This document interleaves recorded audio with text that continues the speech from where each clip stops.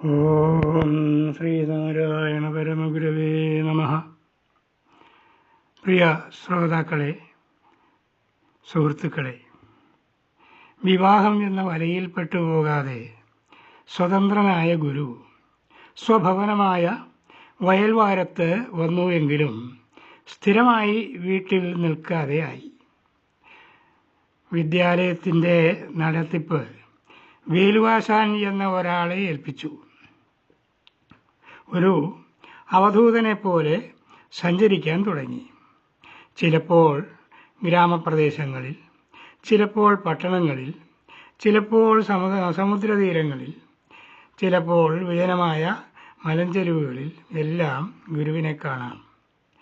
ജാതിയും മതവും ആചാരനിഷ്ഠകളും എല്ലാം ഉപേക്ഷിച്ച് സർവസ്വതന്ത്രനായി സഞ്ചരിക്കുന്നു.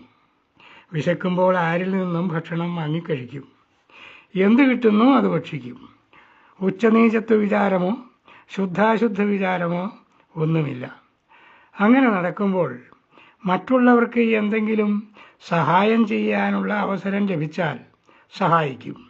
രോഗികളെ കണ്ടാൽ മരുന്ന് പറഞ്ഞു കൊടുക്കും. കടൽ തീരത്ത് നിൽക്കുമ്പോൾ മുക്കുവരുടെ വള്ളം തള്ളിയിറക്കുന്നതിനും മറ്റും സഹായിക്കും. ഗുരുദേവൻ അവരുടെ വള്ളത്തേലോ വലയിലോ തൊട്ടാൽ അന്ന് അവർക്ക് യഥേഷ്ടം മത്സ്യം ലഭിക്കുമായിരുന്നത്രേ. ഒരിക്കൽ വിശന്നപ്പോൾ ഒരു കുടിലിൽ ചെന്ന് ഭക്ഷണം ചോദിച്ചു. അത് ഒരു പാവപ്പെട്ട മുസ്ലിം സ്ത്രീയുടെ വീടായിരുന്നു. അവിടെ ആ സ്ത്രീയും അവരുടെ ഏകപുത്രിയും ആണുള്ളത്.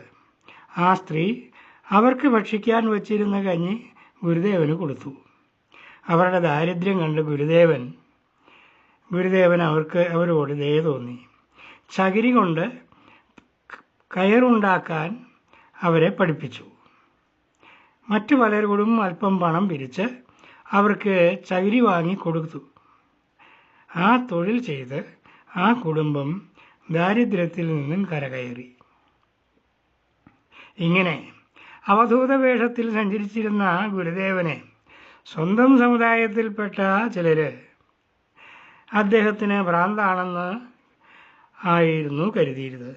എന്നാൽ നായന്മാരും മുസ്ലിമുകളും മുക്കുവ സമുദായത്തിൽപ്പെട്ടവരും മറ്റും അദ്ദേഹത്തെ ഒരു ദിവ്യാത്മാവായും കണ്ടിരുന്നു. ആ കാലത്ത് ഗുരുദേവൻ ഏതെല്ലാം നാടുകളിൽ സഞ്ചരിച്ചിരുന്നു എന്ന് പൂർണ്ണമായും ആർക്കും അറിഞ്ഞുകൂടാ. കേരളം കൂടാതെ തമിഴ്നാട്ടിലും കർണാടകയിലും അദ്ദേഹം യാത്ര ചെയ്തിരുന്നതായി അറിവുണ്ട്. യാത്രകളിൽ അദ്ദേഹത്തിൻ്റെ സഹപാഠികളോ ബന്ധുമിത്രാദികളോ ആയിട്ടുള്ള ആരെയെങ്കിലും കണ്ടാൽ അവരുടെ വീടുകളിൽ നിന്ന് ഭക്ഷണം കഴിക്കും, വിശ്രമിക്കും.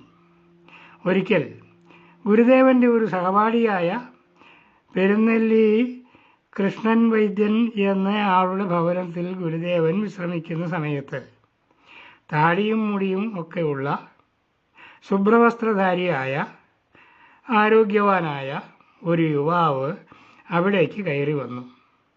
ഗൃഹനാഥൻ ഗുരുവിന് അദ്ദേഹത്തെ പരിചയപ്പെടുത്തി. അത് ആ കാലത്ത് കുഞ്ഞൻ ചട്ടമ്പി എന്ന് നാട്ടുകാർ വിളിച്ചിരുന്ന ചട്ടമ്പി സ്വാമി ആയിരുന്നു. ആ കാലത്ത് ഗുരുദേവൻ നാട്ടുകാരുടെ ഇടയിൽ നാണുവാശാനും ചട്ടമ്പി സ്വാമി കുഞ്ഞൻപിള്ളയുമായിരുന്നു. അവിടെ വെച്ച് ഇരുവരും പരിചയപ്പെട്ടു. രണ്ടുപേരും വളരെ നേരം സംസാരിച്ചു, പരസ്പരം അറിഞ്ഞു.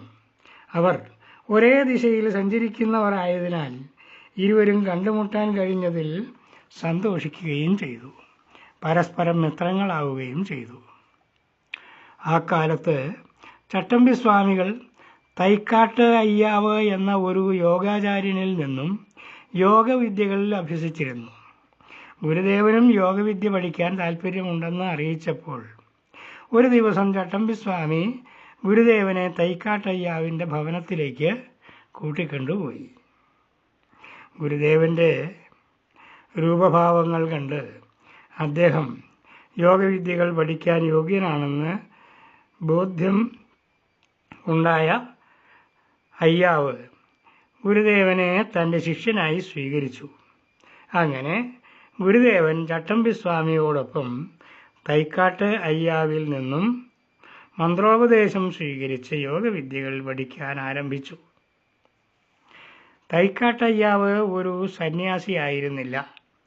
അദ്ദേഹം ഗൃഹസ്ഥനും സർക്കാരിൽ ഉദ്യോഗമുള്ള ഒരു ആളുമായിരുന്നു. എന്നാൽ യോഗിയുമായിരുന്നു. അദ്ദേഹം ചട്ടമ്പിസ്വാമിയെയും ഗുരുദേവനെയും മാത്രമല്ല മറ്റു പലരെയും യോഗവിദ്യകൾ പഠിപ്പിച്ചിരുന്നു. ഇത് പറയാൻ കാരണം ഗുരുദേവനും ചട്ടമ്പിസ്വാമിയും സന്യാസം സ്വീകരിച്ചതും സിദ്ധന്മാരായതും അയ്യാവിൻ്റെ ശിഷ്യന്മാരായതുകൊണ്ടാണ് എന്ന തെറ്റിദ്ധാരണ ഉണ്ടാകാതെ ഇരിക്കാൻ വേണ്ടിയാണ്. ഗുരുദേവൻ എന്തിനാണ് ജനിച്ചത്, ആരാണ് എന്നെല്ലാം നമുക്കറിയാം. ചട്ടമ്പിസ്വാമിയെ പറ്റിയും അറിഞ്ഞിരിക്കേണ്ടതാണ്. അദ്ദേഹത്തിൻ്റെ കഥ നാളെ പറയാം. നമസ്കാരം.